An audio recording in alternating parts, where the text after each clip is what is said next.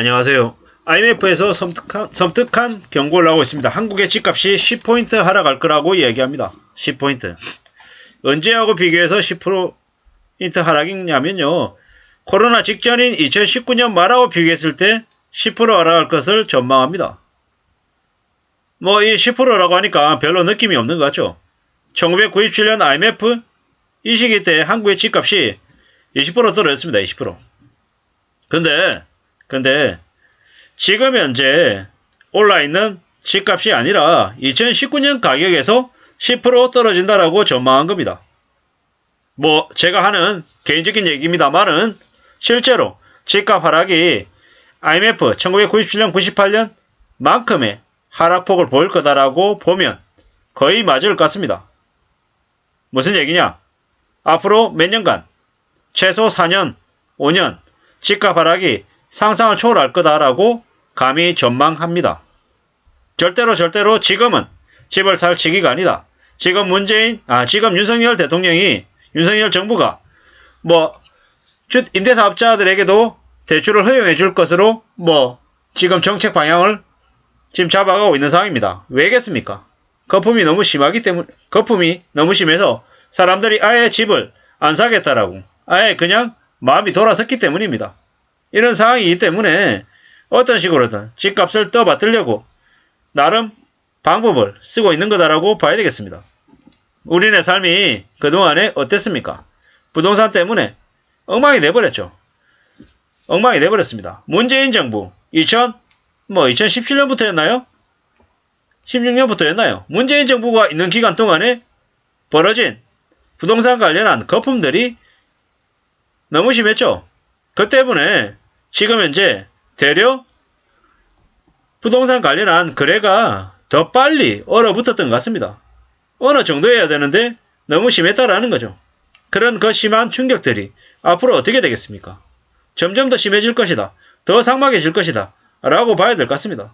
앞으로 함부로 집을 사겠다고 뛰어드는 사람들이 있겠습니까? 없겠습니까? 당분간은 없다라고 봐야 됩니다. 당분간은. 모두 다 별것 아닌 것처럼, 별일 아닌 것처럼, 괜찮은 것처럼, 집만 사면 다 부자가 되는 것처럼 그렇게 떠들어댔습니다. 그랬던 탓에 어떤 일이 벌어졌습니까? 많은 사람들이 몰락하고 무너지고 쌩 난리가 났죠. 2030들이 연끌을 냈습니다. 연끌을. 5억씩 빌렸어요. 5억 7억씩. 정신이 나간 거죠. 14억짜리 15억짜리 집 사는데 5억을 빌렸다, 7억을 빌렸다, 9억을 빌렸다. 이런 사람들이 너무 많았습니다. 제 주변에도요. 10억 가까이 빌린 사람도 있더라고요. 어떻게 그렇게 심하게 빌리지? 라는 생각이 들 정도로 그렇게 많은 빚들을 졌습니다. 그렇게 빚을 진 사람들이 이번에 어떻게 살겠습니까? 몰락가는 거죠. 죽어나가는 겁니다. 시체가 된다라고 말해도 하나도 놀랍지 않은 겁니다. 이러한 일들이 지난 정부 때 너무 심하게 벌어졌습니다. 제가 문재인 정부, 문재인 대통령을 욕을 엄청나게 많이 합니다. 대한민국을 너무 심하게 망가뜨렸기 때문에 부동산 정책을 개판을 쳐놨기 때문에 이렇게 말씀을 드리는 겁니다. 그러면 문재인을 추종하는 사람, 누군가는 또 저를 욕하겠지만 절대로 용서할 수 없는 일들을 했습니다. 한국의 집값이 너무 많이 올랐다라는 겁니다. 오죽하면은 IMF에서 저렇게까지 경고할 지경까지 왔냐라는 거죠. 물론 제가 문재인을 욕해본들 지금의 상황이 바뀌지도 않고요. 이래선 저래선 다 개인의 생각이기 때문에 어쩌겠습니까? 이미 벌어진 일이잖아요. 앞으로 집값이 상상을 초월할 정도로 대충격이 벌어진답니다. 그러면 싸게 살 수 있으니까 좋겠네. 이런 마음도 들지만 솔직히 다른 한편으로는 집값이 많이 떨어지려나 보다. 집값이 많이 떨어지면 괜찮다. 좋다. 이런 느낌보다는 주변에서 얼마나 많은 이들이 몰락하고 무너지고 초토화가 될지 겁이 나는 것도 사실입니다. 앞으로 집값이 얼마나 떨어질까? 지금 저 IMF에서 얘기하는 수준은 그냥 1997년, 98년 IMF 외환위기 시기 때 집값 하락만큼인 것 같습니다. 이제 집을 4채, 5채, 7채 이렇게 가지고 있는 다주택자들이 그냥 지옥으로 떨어진다고 봐도 하나도 이상하지 않겠습니다. 저는 홍춘욱이라고 하는 놈이나 빠숑이라고 하는 놈이나 월천대사 이렇게 온갖 쓰레기 같은 놈들이 지난 몇 년간 언론에 나와서 뭐 집을 사야 된다라고 얘기했던 놈들 다 단두대에 매달았으면 좋겠다는 생각이 들 정도입니다. 뭐 홍춘욱이라고 하는 놈들은 지금은 뭐 집 그때 그런 말 한 적 없는 것처럼 말을 바꿨죠. 그래놓고 또 뻔뻔하게 나와가지고 또 떠들어댑니다. 참 그런 쓰레기 같은 놈들이 뭐 주식시장에서는 누굽니까? 존리? 뭐 차도 사지 말고 자녀들 학원도 보내지 말고 주식하라고 떠들어댔던 그 놈도 또 사기꾼이잖아요. 사기꾼. 이런 놈들이 한둘이 아닙니다. 저기 보면은 뭐 이베스트 정권 어쩌고 저쩌고 이런 놈들 다 나와가지고 다 사람들 현혹시키고 유혹하고 빚쟁이로 전락시켰습니다. 앞으로 집값이 저렇게 많이 떨어지면 많은 사람들이 몰락하겠죠. 충격입니다. 충격. 대충격입니다. 대충격. 그동안에 한국의 집값 상승이 18%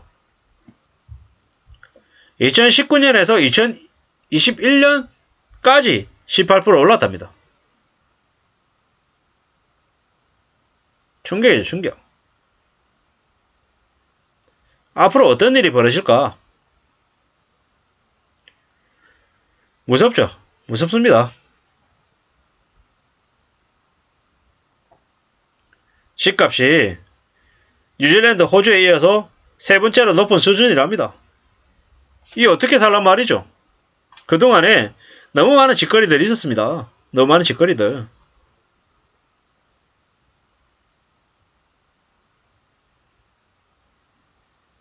(2019년) 4분기보다 10포인트 낮아질 걸로 예상한다. 뉴질랜드는 20포인트 낮아질 거라고 예상하고요. 이제 앞으로 고금리가 계속될 거기 때문에 향후 금리 인상이 주택가격 하락을 계속 부른다라고 얘기합니다.